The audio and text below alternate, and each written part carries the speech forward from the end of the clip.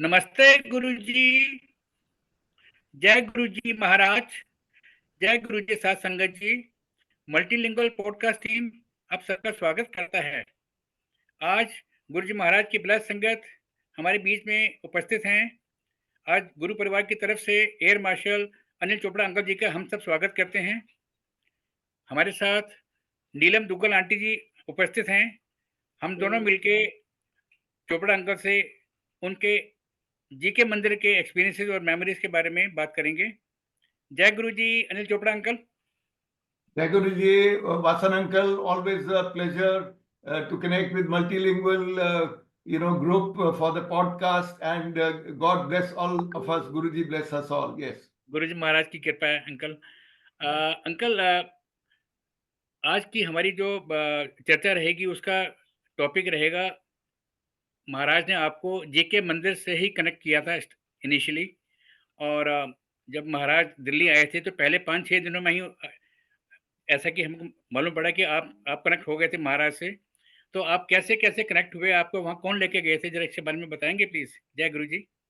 जय गुरु जी संगत, बहुत ब्लेस्ड हैं हम सब कि हम गुरु जी के साथ जुड़े हैं। नीलम आंटी, आपको भी जय गुरु जी।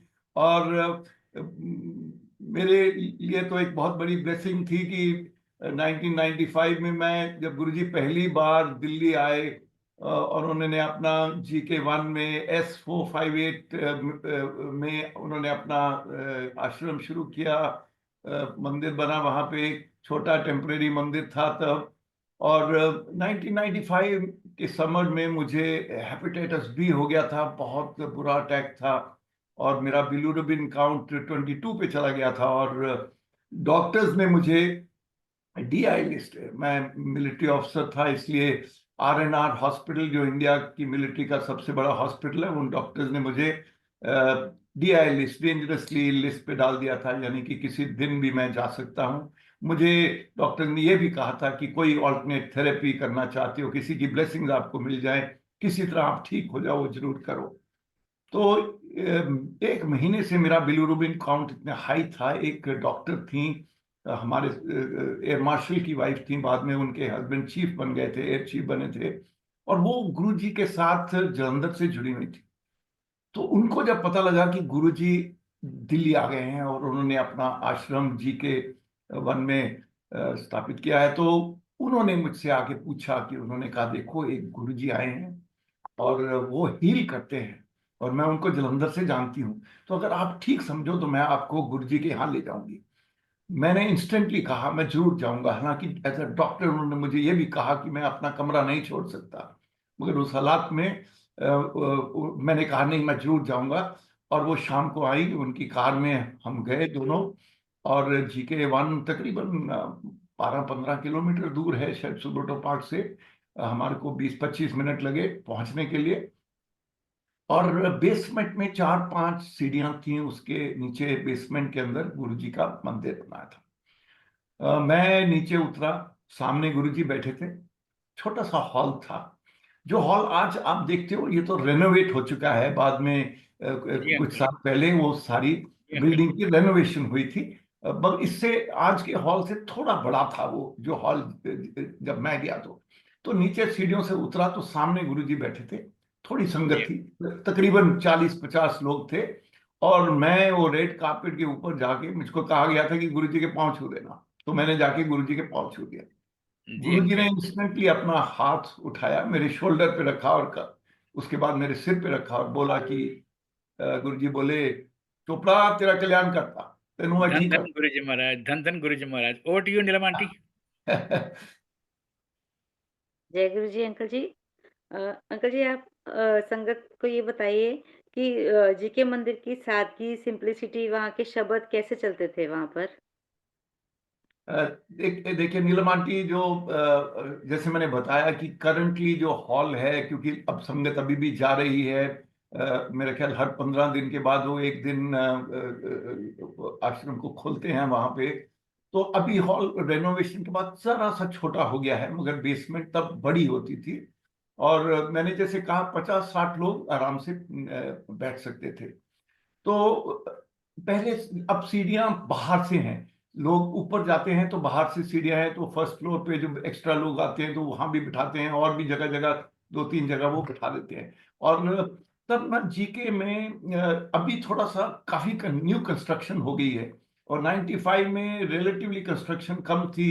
अभी तो सामने एक बेसमेंट में गुरुजी के सेवादार बैठते हैं, जो मंदिर में लोग आते हैं उनके जो उनकी उनको क्लियरेंस देते हैं अंदर जाने के लिए, क्योंकि प्री बुक करनी पड़ती है आपको।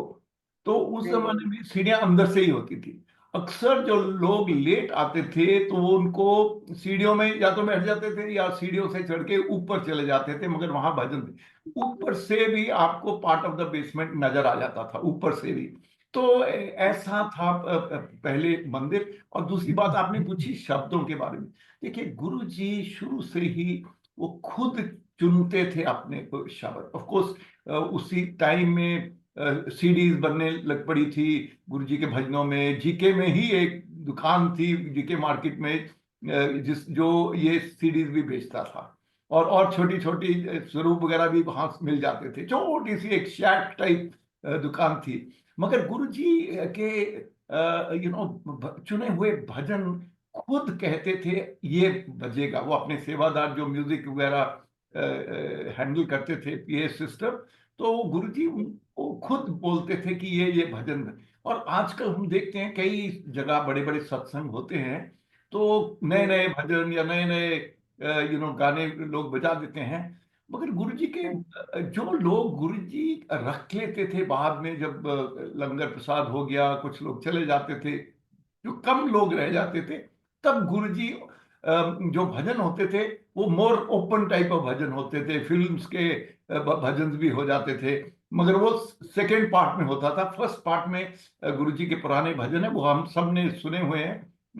स्वासा की माला, वेरियस टाइप्स ऑफ भजन गुरुजी के समय के थे। या कोई पर्टिकुलर वो होते थे उनके जो सिंगर्स गायक जो उनके होते थे, पाठी साहब होते थे? नहीं, ऐसी गुरु जी के टाइम मैंने जो फंक्शंस अटेंड किए, अ, उसमें तो सब रिकॉर्डेड ही भजन मैंने सुने हैं। कुछ हाँ जी। फंक्शंस लेटर ऑन हुए, कब मैं कहीं और पोस्टेड था तो मैंने फिजिकल नहीं देखे जब सिंगर भी आते थे। मगर हुँ। बहुत लोग गुरु जी के छोटा साथ। छोटा वेन्यू था ना वो, तो हाँ, शायद हाँ सिंगर जी। नहीं वो आते होंगे। उसमें पॉसिबल सी तकरीबन 1 साल के बाद गुरुजी एम्पायर स्टेट में शिफ्ट हो गए थे। तो हाँ तकरीबन जी। साल के करीब वो GK1 में रहे। तो उस वेन्यू में कोई ऐसा नहीं, इवन कोई फंक्शन होते थे गुरुजी, मैंने गुरुजी के साथ कई जगह 2-3 शादियों पे भी गया, जहाँ पे ओके। गुरुजी ने आके ब्लेसिंग दी, और वहां पे लोग लाइव ऑर्केस्ट्रा भी बुलाते थे, मगर भजन वही होते थे जो गुरुजी के ओरिजिनल सिलेक्टेड भजन होते थे। यस। ओके। अंकल जी, अब मैं आपसे पूछना चाहूँगी कि कोई ऐसी बात जो आपको याद हो, जो गुरुजी ने पर्टिकुलर आपको बताया हो, आपको बोला हो, जो आप संगत के साथ शेयर करना चाहते हैं? हाँ, नीलम आंटी, एक छोटा सा सत्संग सुनाता हूँ जो उसी टाइम हुआ मेरे सत्संग के साथ। एक पैरेलल सत्संग चल रहा था। एक मेजर जनरल थे, उनको हार्ट फुल ब्लॉकेज हो गया था। वो एनुअल मेडिकल के लिए RNR हॉस्पिटल गए थे, जो तब हाँ जी। आजकल बेस हॉस्पिटल है, वहां होता था। तो उनका 100% जब ब्लॉकेज हुआ तो उनको उनको बुक किया। उन्होंने अपना एस्कॉट हॉस्पिटल में नए नए डॉक्टर रहन आए थे, तो उन्होंने वहां पे अपना हार्ट ऑपरेशन, बाईपास, उस जमाने में, आजकल तो स्टेंट वगैरह लग जाती है, उस जमाने में बाईपास होता था। तो उन्होंने अपना बुक कर लिया, पेमेंट वगैरह करके, डेट फिक्स हो गई। उन्होंने भी कंफर्म कर दिया कि हाँ 100% ब्लॉकेज है आपका। तो 100% मतलब कि आर्टरीज मोर देन 50% ब्लॉक थी तीनों। तो उन्होंने फिर किसी ने कहा कि एक गुरुजी आए हैं, तो आप चलोगे वहां पे? वो मेजर जनरल बोलने लगे, कैसी बात कर रहे हो, पढ़े लिखे आदमी, फौजी आदमी, इतना सीनियर अफसर, हम कोई गुरुओं के पीछे हैं? जो डॉक्टरों ने कह दिया, दो इतने बड़े बड़े अस्पतालों के डॉक्टरों ने कह दिया कि आपके तो बाईपास होने वाला है, तो हम नहीं जाएंगे। तो वो माने नहीं। मगर फिर भी 2 दिन और निकल गए, तो फैमिली वालों ने इंसिस्ट किया कि आपका क्या जाता है, आप होके आ जाओ, हो गया तो हो गया, नहीं तो हुआ तो आपका ऑपरेशन हो ही रहा है। तो वो जब गुरु जी के यहाँ आए, तो मैं भी था, उसी टाइम ही आया था। ये वो इनिशियल 6-8-10 दिन की बात ही है जब हम सब गुरु जी के साथ जुड़े थे। तो जब गुरु जी के पास आए, उन्होंने उनको अपने चेम्बर में भेजा, उसके पान के पत्ते लगाए, कोई मंत्र बोला गुरु जी ने और उनकी चेस्ट पे। और फिर उन्होंने कह दिया गुरुजी ने एक ही सिटिंग के बाद कि तेरा कल्याण हो गया, तेरा हार्ट ब्लॉकेज खत्म, you are absolutely clear. So he general साहब वाज कंफ्यूज। जनरल साहब ने कहा है गुरुजी ये क्या बोल रहे हैं। चलो उन्होंने कहा कोई बात नहीं, तसल्ली कर लो, जाके टेस्ट करा लो, नहीं तो तुम्हारी अपॉइंटमेंट बुक्ड है तो आप जाके करा लेना ऑपरेशन। तो वो वहां गए, और ये सब मैं जीके की बात बता रहा हूँ इनिशियल फ्यू डेज के अंदर। वो फिर एस्कॉर्ट्स गए, एस्कॉर्ट्स वाले डॉक्टर हंसने लगे, कहते हैं जनरल साहब आप क्या क्या हो गया है, आप कहाँ गुरुओं के पीछे लग गए हो। तो उन्होंने कहा नहीं नहीं हम टेस्ट कराओ। उन्होंने कहा 10,000 रुपया लगेंगे, उस जमाने में 10,000 सिग्निफिकेंट बहुत अमाउंट होता था। 10 तो 10 में बहुत उन्होंने होता था। टेस्ट कराया हुँ, और ब्लॉकेज जीरो। तो फिर स्कॉट्स ने हाँ, उनके पैसे रिटर्न भी कर दिए। उन्होंने कहा ये 10,000 भी नहीं लेंगे, पहले टेस्ट के भी पैसे उन्होंने मोड़ दिए। फिर अच्छा। तब डॉक्टर त्रेहन अपने डॉक्टरों के साथ आए। गुरुजी आप जानते हो कि गुरुजी के साथ जी हाँ, जी डॉक्टर हाँ, बिल्कुल। जुड़े हुए हैं, अब तो वो वेदांता में इधर गुड़गांव में, और जो डॉक्टर बहुत बड़े डॉक्टर हैं। तो महाराज। ऐसे गुरुजी के साथ जुड़े ये लोग वहाँ या जी। अ, अंकल जी आप बताइए कि आज की नई संगत को हमें क्या क्या हम इन एक्सपीरियंस से क्या सीख सकते हैं? आप हमें बताइए। देखिए नीलम आंटी, आपका जो प्रीवियस क्वेश्चन था जो मैंने हाफ ही बताया था, उसके साथ ही आपका ये क्वेश्चन जुड़ा हुआ है कि जी, मैंने गुरुजी के साथ एक बार गुरुजी से पूछा। मैंने कहा गुरुजी मैं जब आया पहले दिन, पहले 45 सेकंड के अंदर आपने मेरे को ब्लेस कर दिया, आपने मेरा कल्याण कर दिया, मुझको आपने बिल्कुल ठीक कर दिया। मगर यहाँ पे लोग आए हुए हैं जो कहते हैं कि हम तो बड़ी देर से आ रहे हैं, सालों से आ रहे हैं, और गुरुजी ने अभी तक हमको ब्लेस नहीं किया। मतलब ये सालों की बात मैं तब कर रहा हूँ कि जब दो तीन साल गुजर चुके थे हमारे गुरुजी के कांटेक्ट के साथ। तो उन्होंने कहा कि हमको तो गुरुजी ने कभी हमारे से बात ही नहीं की, हमारे को उन्होंने कोई ब्लेस ही नहीं किया, उन्होंने हमको कुछ किया ही नहीं। तो मैंने कहा ये क्या है। गुरुजी कहते हैं पहली बात तो ये मैं बताऊं कि जो गुरु की ब्लेसिंग है ना, वो सारे डायरेक्शन में ऑल द टाइम सारी वर्ल्ड में जा रही है, जहां जहां भी हमारी संगत बैठी हुई है। करेक्ट है। मगर जी, क्या वो लेने वाला गुरुजी की ब्लेसिंग्स, वो क्या उस ब्लेसिंग लेने के लिए तैयार है कि नहीं। इसे जब लेने आप वाला आए, चाहिए। जब आप आए उन्होंने कहा, तो मैंने पहले दिन ही देख लिया आपकी विजन, मेरी एक्सरे विजन ने देख लिया कि तुम बिल्कुल अनकंडीशनली मेरे साथ कनेक्टेड हो। इसलिए मैंने एक पंप एनर्जी किया। आपकी एयरफोर्स लैंग्वेज में बताता हूं कि आपका जो रेडार था वो मेरी तरफ फुल्ली पॉइंटेड था, सारी एनर्जी आपने ले ली, आपका कल्याण हो गया। तो the point which Guruji was making is कि गुरु सबके लिए ब्लेसिंग कर रहा है। करोड़ों की संगत है आज, 190 कंट्रीज में सत्संग हो रहे हैं। और हुँ, गुरु जी कहते थे कि जो कनेक्ट कर गया अनकंडीशनली, उसको ब्लेसिंग अपने आप ही मिलनी है, और वो कल्याण हम सबका होता जा रहा है लगातार। हमको पता नहीं गुरु जी कितनी कितनी बड़ी प्रॉब्लम्स हमारी टाल रहे हैं, बैठे बैठे अपनी ब्लेसिंग्स के साथ। या जी, जी, जी, जी। Over to Vasan uncle. Uncle, इसी से जुड़ता हुआ मैं आपसे कुछ पूछना चाहूँगा कि जीके मंदिर में जो गुरु जी महाराज के सत्संग की जो मर्यादा के बारे में थोड़ा-सा बताएँ प्लीज़? और जल प्रसाद कैसे वितरित होता था? कौन-कौन सेवादार थे? चाय प्रसाद में कौन-कौन थे? थोड़ा-सा। और वैसे तो सोशलाइज़िंग नहीं होती थी उस टाइम भी, क्योंकि शुरू से ही सोशलाइज़िंग नहीं होती। लेकिन हाँ, कोई अगर संगत पता हो आपको तो बताएँ प्लीज़ कि कौन-कौन संगत वर्तमान में है? देखो बहुत लोग हैं, सबके मैं नाम ऐसे याद नहीं रहते, बट जोशी अंकल 2 फॉर दिन के नाम तो एग्जाम्पल। बता दो, 2 दिन के हाँ, नाम जो तो जो बता जो दो। मैं बताता हूँ, जो जो मेरे को नाम याद है, मेरे को नाम नहीं याद है, शक्लें सबकी याद है पूरी की पूरी होगी। क्योंकि इस बार भी अभी जब हमारा एनुअल सत्संग हुआ गुड़गांव में, तो वहां पे वो फर्स्ट ओरिजिनल संगत के भी काफी लोग थे मेरे साथ। जोशी अंकल और मैं तो, उनकी आंटी तो, हम तो साथ ही साथ बैठे हुए थे।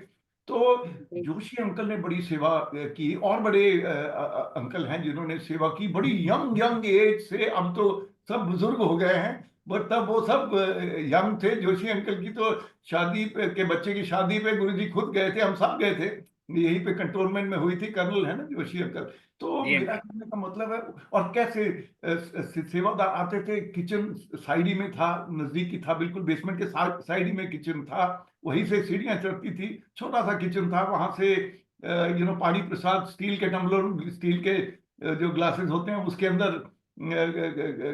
पानी जल प्रसाद होता। उस जमाने में बॉटल वॉटल का कोई सिस्टम ही नहीं था।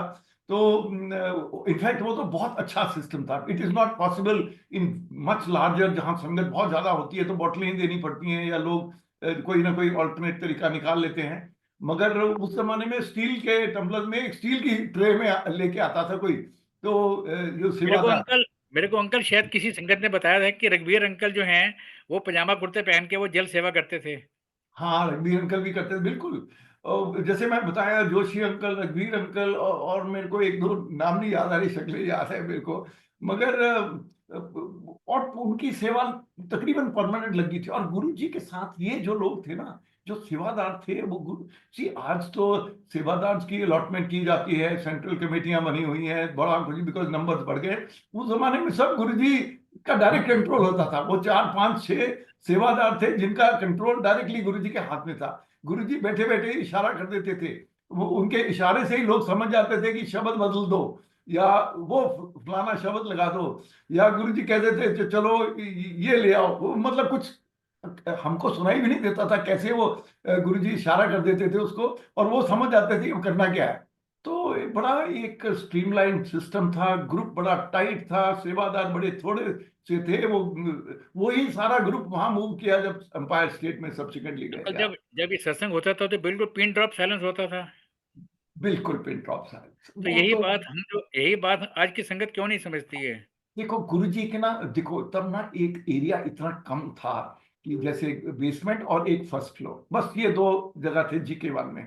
और सीढ़ियों में भी लोग बैठते थे, मतलब एक एक सीढ़ी पे 3 3 जने बैठना पड़ता था, बिकॉज कई बार जगह टाइट ड्यू टू होती थी और जिसको छोटे नीचे से ऊपर जाना होता फिर लोग रास्ता रुस्ता बनाते थे। और मैं कई बार ऊपर भी बैठा हूँ, तो अक्सर मैं I could manage sitting next to Guruji.